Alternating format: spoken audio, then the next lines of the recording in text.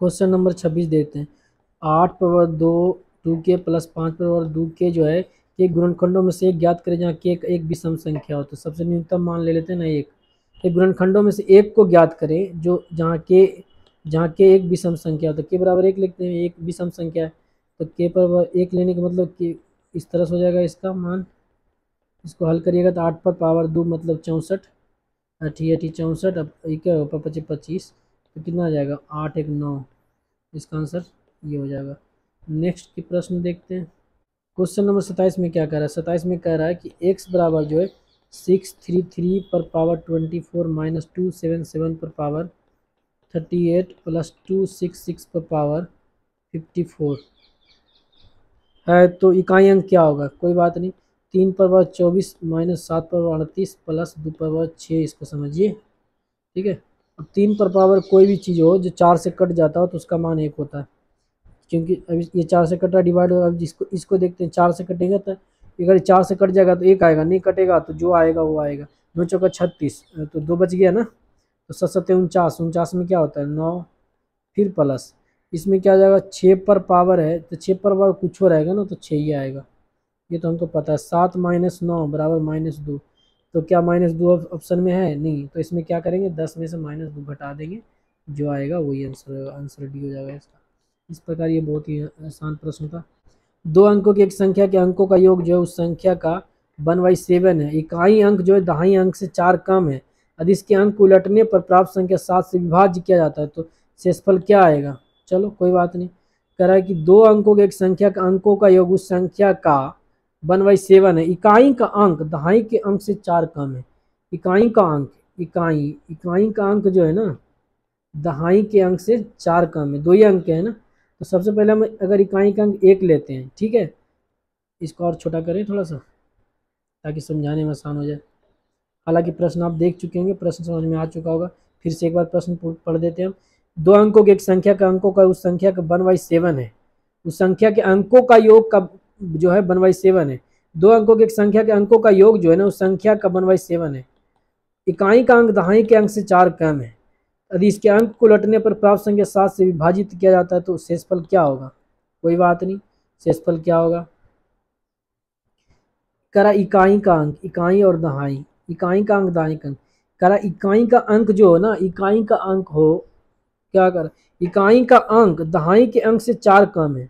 इकाई का अंक दहाई के अंक से 4 कम है तो ये 4 ज़्यादा होगा, 5 हो जाएगा। लेकिन एक शर्त है, दोनों अंकों की संख्या के अंकों का योग जो है, अभी दोनों का अंकों का योग कितना हो रहा है? 6 हो रहा है ना। अंकों का योग, अंकों का योग कितना हो रहा है? 6 हो रहा है।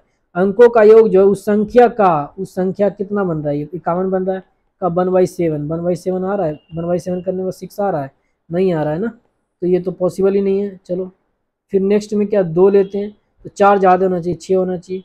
अभी दोनों का योगफल करेंगे तो 8 हो जाएगा। अब भाग लगाते हैं दोनों में 7 से तो कट रहा है? नहीं कट रहा है, तो ये भी पॉसिबल नहीं है, ना ये होगा ना ये होगा। नेक्स्ट देखते हैं, अगर ये 3 लेते हैं तो ये 7 हो जाएगा। 73, ये तो 10 हो जा रहा है, 7 से कट रहा है, नहीं होगा, तो ये भी नहीं होगा। अगर यहाँ 4 लेते हैं तो यहाँ 8 होता है, तो इसको जोड़ते हैं तो ये 12 आ रहा है। ठीक है, 8 4 12 है, 8 4 12 आ रहा है। तो ऐसा करते हैं इसको जोड़ दे, इसको ये तो 84 हो जाएगा। 7 से भागा लग रहा है, 7 से भाग लगाते हैं तो 12, अच्छा 12 ये आ रहा है। तो ठीक है, ये तो 12 आ रहा है यानी 84 हो जाएगा। और ओ वाली संख्या क्या हो जाएगी? 84 हो जाएगी ना, ऐसी वाली संख्या 84 हो जाएगी। कह रहा है कि अब कह रहा है इसके अंकों को पलटने पर, अब इसको पलट दीजिए, 4 8 हो गया, 7 से फिर भाग दीजिए तो 7 कम 42 हो जाएगा। 7 कम क्या होगा? 42 हो जाएगा ना। 7 कम 42 हो जाएगा, 7 से भागा देंगे, 7 कम 42 प्लस 6, तो यानी शेषफल क्या आ जाएगा? 6 आएगा। आंसर इसमें 6 हो जाएगा। आई होप ये आपको समझ में आ रहा होगा इस चीज़ें। मान लीजिए कि एक सबसे छोटी संख्या है जिसे जिसे 15 18 20 27 से विभाजित करने पर प्रत्येक स्थिति में शेषफल 10 प्राप्त होता है। यदि x जो 31 का गुणज है, यदि x जो 31 का गुणज है तो x के पूर्ण वर्ग बनाने के लिए उसमें कौन सी न्यूनतम संख्या जोड़नी चाहिए? पूर्ण वर्ग बनाना है तो इसमें कौन सी न्यूनतम संख्या जोड़ी जानी चाहिए? तो सबसे पहले बात क्या करेंगे ना, इतना का एलसीएम निकाल लेंगे। एलसीएम क्या होगा? एलसीएम 540 हो जाएगा। ठीक है, 540 इसका एलसीएम हो जाएगा।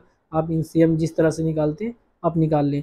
तो x का संभावित मान क्या होगा? 540 प्लस के प्लस 10 होगा। ठीक है, जहाँ जहाँ जो है ये जो है ना 31 का गुणज है। अब चेक कर लेते हैं के का मान कितना रखने पर 31 से कट रहा है, तो इसको तरीका ये है कि पहले 31 से इसमें भाग लगा लीजिए, ये 3 और ये 2, कितना बार में लगेगा 7 7 21, नहीं लगेगा, बहुत ज़्यादा हो जाएगा। तो इस प्रकार हम कैसे कर सकते हैं इसको, 31 आ गया ना, तो 7 7 21, अरे यार 7 7 21 ठीक तो है, तो ये हो जाएगा कितना हो जाएगा 13, 13 के प्लस 10 हो जाएगा।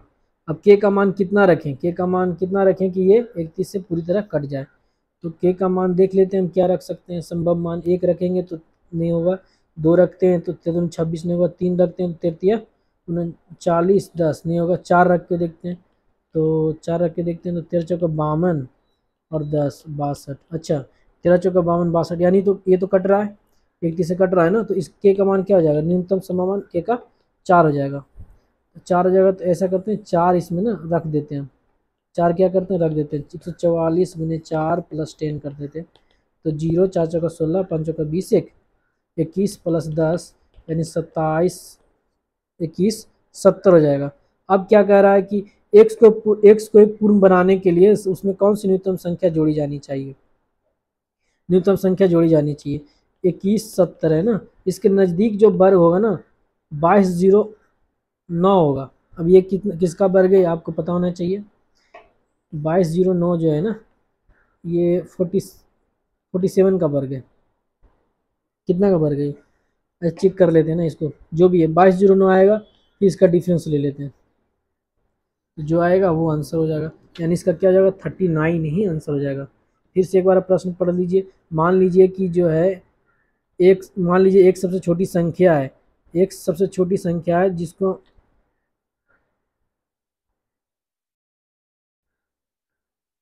एक सबसे छोटी संख्या है जिसको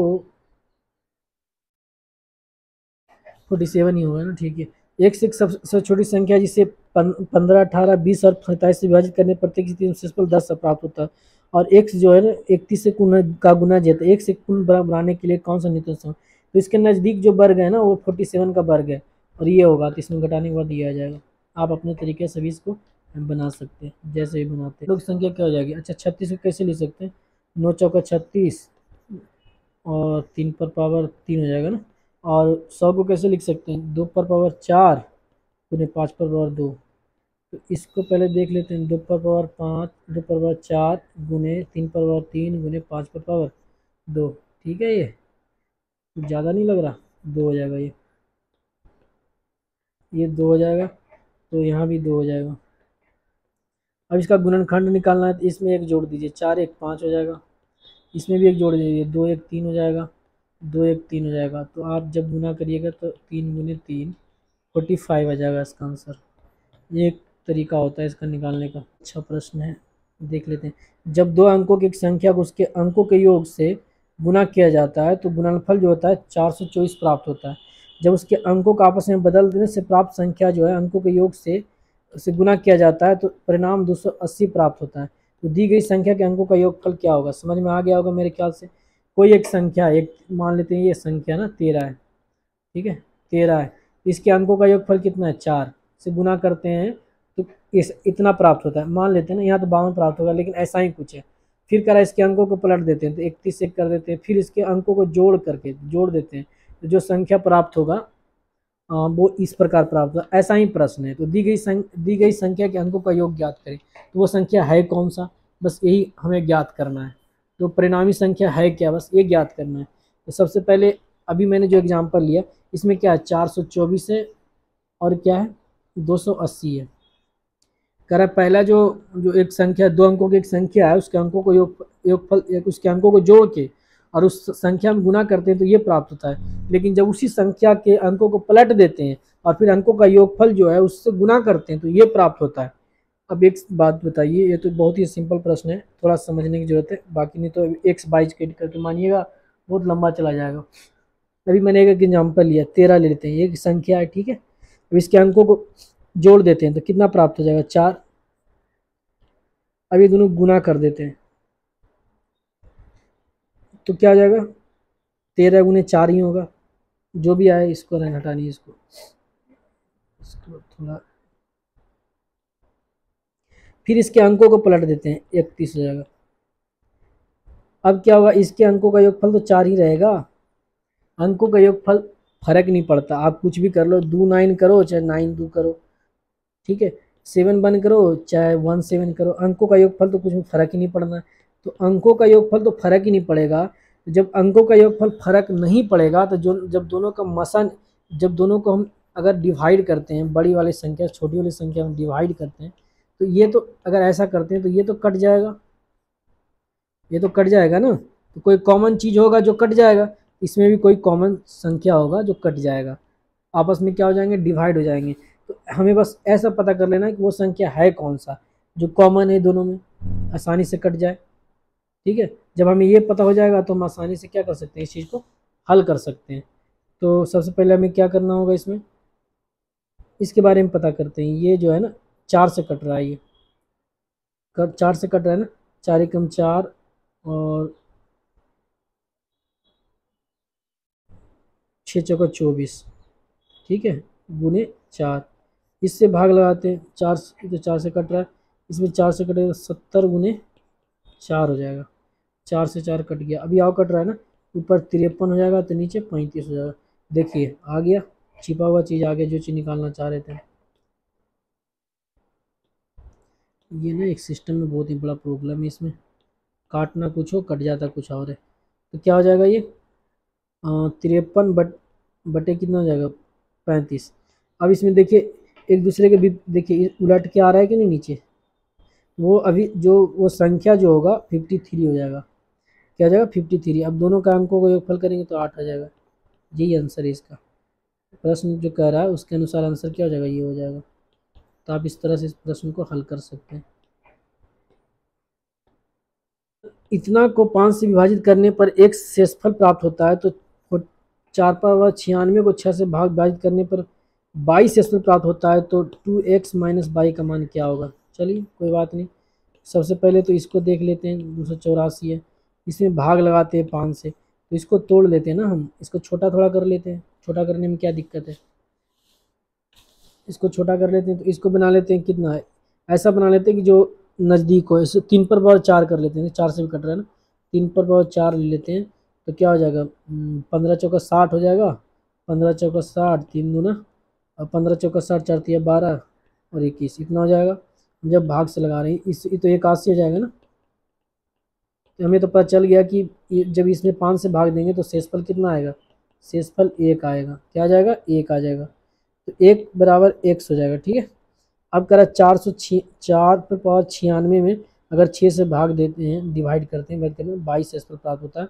तो 22 का मान क्या होगा, जब भी जो है ना, जब जब जब 4 को किसी घात तक बढ़ाया जाता है, 4 का किसी भी घात तक बढ़ा दिए तो उससे 6 से भाग देते हैं तो शेषफल हमेशा जो है ना, रिमाइंडर हमेशा 4 ही आता है, ठीक है। अगर विश्वास ना हो तो देख लिया जाए, अगर 4 है 6 से भाग देंगे तब भी 4 आएगा, लेकिन 4 पर 16 स्क्वायर करना 16, देखिए भाग लगाते हैं 4 तिया 12, तो शेषफल कितना होगा। अगर 4 पर भाग 3 कर देते हैं तो 64, अगर 6 से भाग लगाते हैं तो 4, कितना भी कर लीजिएगा ना 4 ही आएगा। हमें पता चल गया y बराबर 4 आ जाएगा, x बराबर कितना हो जाएगा, x बराबर 1 हो जाएगा। तो हम अब क्या कर सकते हैं, मान को पुट कर सकते हैं इसमें, 2 गुने 1 माइनस 4 करेंगे तो 2 माइनस 4 बराबर क्या हो जाएगा -2, आंसर क्या होगा ये हो जाएगा। तो आप इसको इस तरह से बना सकते हैं। नेक्स्ट, ये बहुत ही अच्छा प्रश्न है यार। भाग विधि द्वारा प्राप्त दो संख्याओं का एचसीएफ ज्ञात करें।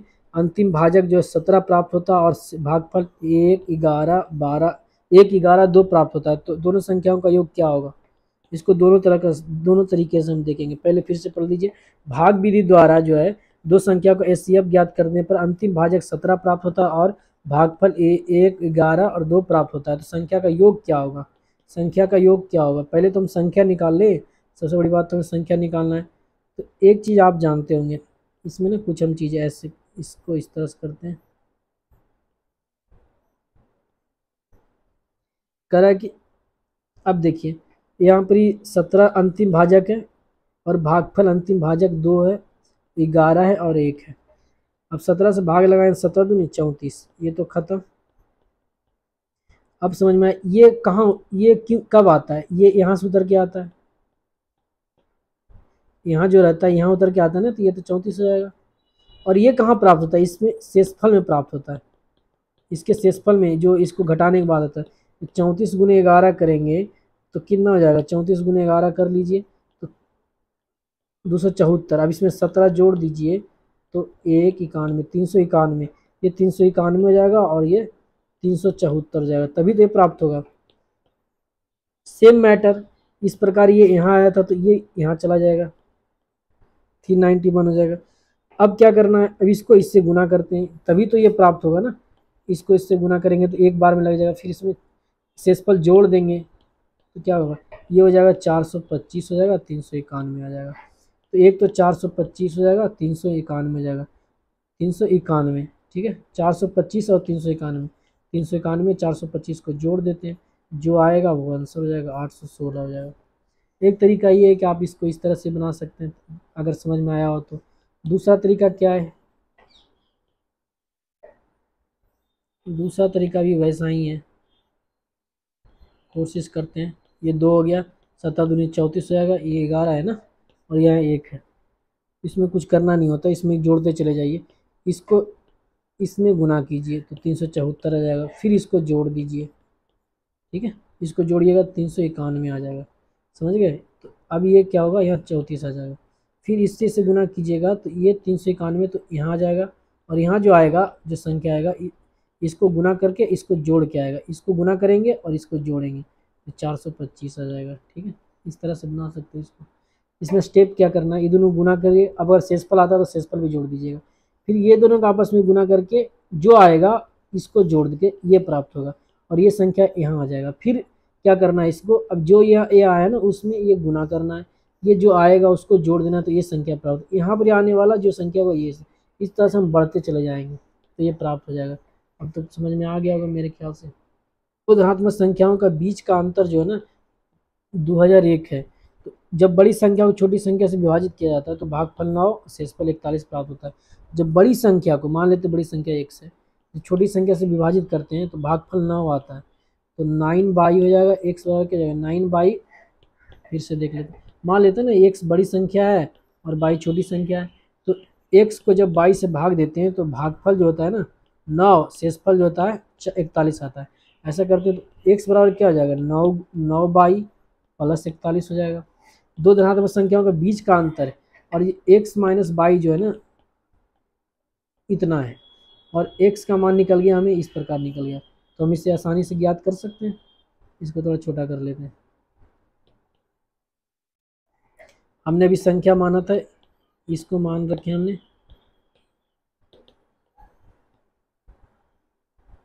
चलो अब इसको सोल्यूशन करते हैं, इसको 1 मान लो समीकरण, इसको 2 मान लो। x के जगह पर रख देते हैं 9 प्लस 41 माइनस बाई बराबर इतना रख देते हैं, ठीक है। इसको हल करेंगे तो क्या हो जाएगा 8 ये इस साइड चला जाएगा, तो ये तो पहले सबसे पहले 0 हो जाएगा, ये 6 हो जाएगा, और ये 9 हो जाएगा ना, 9 हो जाएगा। तो इस प्रकार इतना आ जाएगा। अब बाई का मान जो होगा इसको हल कर देते हैं, बाई का मान निकालने के लिए हल कर देंगे तो क्या प्राप्त होगा, मैं 9 8 दूना 16, 8 चौका 32, 8 पे 40, बाई बराबर क्या जाएगा 245 हो जाएगा। जब बाई बराबर 245 निकल गया तो एक्स का मान निकाल लेते हैं ना, तो एक्स का मान निकाल लेते हैं। एक्स का मान निकालेंगे तो 9 गुने 245 और प्लस 41 कर देते हैं, ठीक है। जब आप इसको सोल्यूशन कीजिएगा तो 2246 आ जाएगा, 2246 आ जाएगा। तो बड़ी संख्या के अंकों का योग क्या होगा, बड़ी संख्या के अंकों का योग क्या होगा, जोड़ लेते हैं सबको, 10 4 14 हो जाएगा। इसी तरह का एसएससी पूछ रहे हैं अंकों का योग क्या होगा, अंकों को पलट देने के बाद क्या होगा, इस तरह के प्रश्न एसएससी ज़्यादा कवरेज कर रहे हैं। योग होते हैं क्या है जो क्वेश्चन नंबर 35 आसान है, कह रहा है कि निम्नलिखित में किसका मूल्य जो होगा एक परिमेय संख्या होगा। इस सारे में ना यही एक संख्या है जिसका परिमेय होगा, बाकी कोई नहीं। इसमें आप चेक कर सकते हैं, ये तो होगा ही नहीं क्योंकि 8 है ना, किसी भी संख्या का वर्गमूल निकालिएगा ना, वर्ग निकालिएगा तो 8 नहीं आएगा, ये नहीं हो सकता। बाकी इसको करिएगा तो पूरी तरह से ये कटेगा नहीं, ये भी कटेगा नहीं, आप इसको निकालिएगा तो ये आ जाएगा। आप अपने तरीके से जिससे वर्ग निकालते हैं निकाल सकते हैं इसको।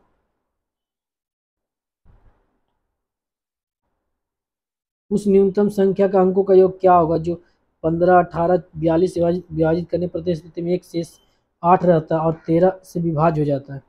ये भी संख्या आसान है, ऐसा प्रश्न हम बता चुके हैं, पहले ही बता चुके हैं, तो इसको हम ड्रॉप करते हैं। नेक्स्ट प्रश्न देखते हैं क्या है। मान लीजिए कि एक सबसे बड़ी संख्या है जो इस प्रकार विभाजित करने पर हर मामले में समान शेषफल छोड़ती है, तो एक्स का मान क्या होगा। एक्स के अंकों का जोड़ने के बाद क्या होगा, 213 याद है, इसका आंसर 16 हो जाएगा। इसका क्या आंसर है, कोई नहीं है, अब इसको आंसर अंतर निकाल लीजिए और इसका एलसीएम निकाल लीजिए, और एलसीएम निकालने के बाद जो भी आएगा उसके अंकों का जोड़ दीजिए, वही आंसर हो जाएगा। तो हर मामले में समान शेषफल छोड़ रहा है ना, तो वही आ जाएगा। ठीक है, क्वेश्चन नंबर नेक्स्ट देखते हैं क्या है। जब संख्या इतना इतना को सबसे बड़ी संख्या एक से विभाजित किया जाता है तो प्रत्येक मामले में शेषफल 22 आता है, तो x माइनस 22 का मान ज्ञात करें। ये जो रहा ना, अब इस प्रकार इसको ऐसे निकाल सकते हैं। इसका पहले अंतर निकाल लो, इसका अंतर निकालो, जो भी आए उसका एचसीएफ निकाल लो। एचसीएफ से इसमें भाग दे दो, जो आएगा शेषफल निकल जाएगा। ठीक है, शेषफल निकलेगा वो 22 का मान हो जाएगा, और जो एलसीएम निकलेगा x का मान हो जाएगा, फिर अंतर निकाल लेना, आंसर आ जाएगा। यदि 10 अंकों की एक संख्या है जो इस प्रकार है, तो 72 से विभाज्य है, तो 22 के सबसे बड़े संभव मान को लेते हुए 3x माइनस 7y बराबर क्या हो जाएगा। ये प्रश्न कह रहा है 8973599/7x2। तो 22 के सबसे बड़े मान लेने पर क्या हो जाएगा। तो सबसे पहली बात, सबको जोड़ देते हैं। 8 9 17 17 7 24 24 3 24 3 27 27 32 32 9 41 41 32 9 41 हो जाएगा। और क्या ये जेड है, ये क्या है, दो, फिर से 8 9 16 17 17 7 24 24 3 27 27 5 32 32 9 32 9 41 41 से 7 48 से 49 हो जाएगा। 49 plus 22 plus x, 22 plus x हो जाएगा। तो 72 8 और 9 से विभाज्य है। तो सबसे बड़ी बात है, हमें करना क्या कह रहा है। अब क्या कह रहा है ना कि इसको थोड़ा देख लेते हैं। कह रहा है 22 के सबसे बड़े संभव मान को लेते हुए इतना का मान निकालना। 22 का सबसे बड़े संभव मान, अब ये 9 से कब विभाज्य होगा, x प्लस 22 है, ये 9 से कब कटेगा। एक मिनट यार, इसी को देख लेते हैं। सब प्रश्नों को जोड़िएगा तो 49 प्लस x प्लस 22 आ जाएगा, और लास्ट में 7x2 है। ठीक है, अब क्या करना होगा, हमें इसको जांचना पड़ेगा हमें कि 22 का जो है सबसे बड़े मान को लेते हुए निकालना है। तो x के संभावित मान क्या हो सकते हैं, 49 प्लस x प्लस 5 है। 72 को तोड़ते हैं ना, तो 8 और 9 होता है। 8 और 9, 9 से विभाज्य होने के लिए क्या होना चाहिए, 9 छक 54, 5 हो सकता है। x प्लस 22 का मान क्या हो सकता है, 5 हो सकता है। इसके बाद क्या हो सकता है, 9 4 13, 63 नज़दीक है, तो 14 हो सकता है। ठीक है, क्या हो सकता है, 14 हो सकता है। समझ गए, एक्स प्लस 22 के लिए, अब x प्लस 22 के लिए 5 है, हम मान लेते हैं x प्लस 22 के लिए 5 लेते हैं। ठीक है, x प्लस 22 के लिए 5 मान लेते हैं। तो 5 कब संभव है, 5 लेने के लिए हम 5 में एक्स प्लस 22, दो इसमें दो कंडीशन प्राप्त हो रहा है ना, तो x प्लस 22 और 5 लेते हैं। इसमें जोड़ा क्या क्या बन सकता है, 1 4, x बराबर लिख सकते हैं, तो 22 बराबर 4 लिख सकते हैं। इस प्रकार x, इसके बाद क्या हो सकता है, 2 और 3, फिर क्या हो सकता है, 3 और 2, 4 और 1 हो सकता है। इतना मान हो सकता है। और x प्लस 22 बराबर 14 लेते हैं, तो क्या संभव है, संभवतः इसमें ये हो सकता है। अब देखिए, एक ही अंक लेना है ना, दो अंक तो लेना ही नहीं इसमें, तो एक ही अंक लेना है। तो सबसे पहले 9 5 14, फिर उसके बाद 6 8, फिर 7 7, फिर क्या हो सकता है, 8 6 हो सकता है, 8 6, फिर 9 5। ठीक है, कह रहा इन मानों सब में संख्याओं के अंतिम 3 अंक केवल 8 से विभाज्य होना चाहिए ना, अंतिम 3 अंक 8 से विभाज्य होना चाहिए। तो x का मान क्या क्या हो सकता है इसमें, x का मान जो होगा 7x2, x का मान क्या होना चाहिए, x का मान जो होगा, x का मान जनरली कितना होगा, ठीक है, 9 8 72 मान लेते हैं, 9 8 72 जा रहा है यहाँ पर ही, 0 ले लेते हैं, 2 ले ले, 9 8 72, 9 8 72, तो क्या कैसे कट सकता है इसमें। तो x का मान जो है ना, स्पष्ट रूप से 7 ही होगा,